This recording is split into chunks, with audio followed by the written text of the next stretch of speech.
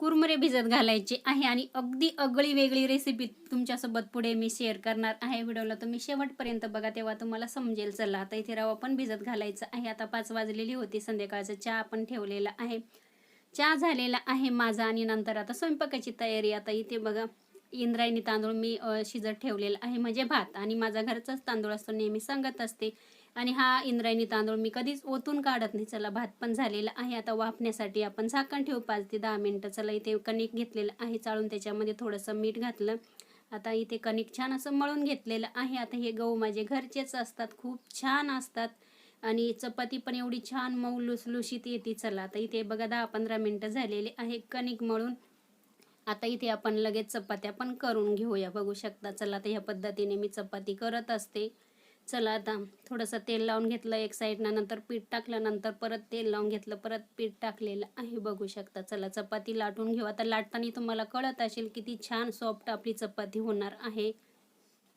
त्याच्यानंतर इथे बघा चपाती लाटून झालेली आहे. तवा ठेवलेला आहे गॅसवरती. चला आता आपण गॅसवरती ना तव्यावरती चपाती घालून घेऊ. चपाती एक साईड भाजलेली आहे, चला दुसरी साईड आहे भाजून घेऊ.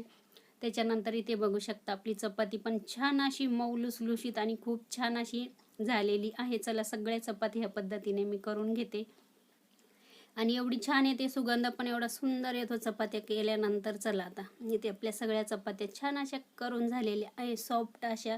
खूप सुंदर चपात्या होत्या घरच्या गव्हाच्या. आणि घरचेच गहू असले ना तर खूप म्हणजे खूप त्याला केमिकल वगैरे नसतं, पावडर नसते. चला सगळ्या चपात्या झालेल्या आहे, बघू शकता. त्याच्यानंतर आहे ना आता इथे मी दगडी खलबत्ता आणलेला आहे. आता तो कसा साफ करायचा ते सांगते. आता इथे बघा थोडेसे तांदूळ घेतलेले आहे. तांदूळ थोडेसे आपल्याला खलबत्त्यामध्ये कुटून घ्यायचे आणि त्याच्यानंतर आपल्याला त्यालाच असे लावून घ्यायचे आहे, बघू शकता. बारीक झाल्यानंतर थोडंसं पाणी टाकून वाटायचं, नंतर धुवून घ्यायचा खलबत्ता. त्याच्यानंतर इथे ना थोडंसं भाजलेलं खोबरं मी कुटून घेते, म्हणजे छान असा आपला खलबत्ता काळा पण होतो आणि तेल तेल लागल्यासारखं होतं त्याला.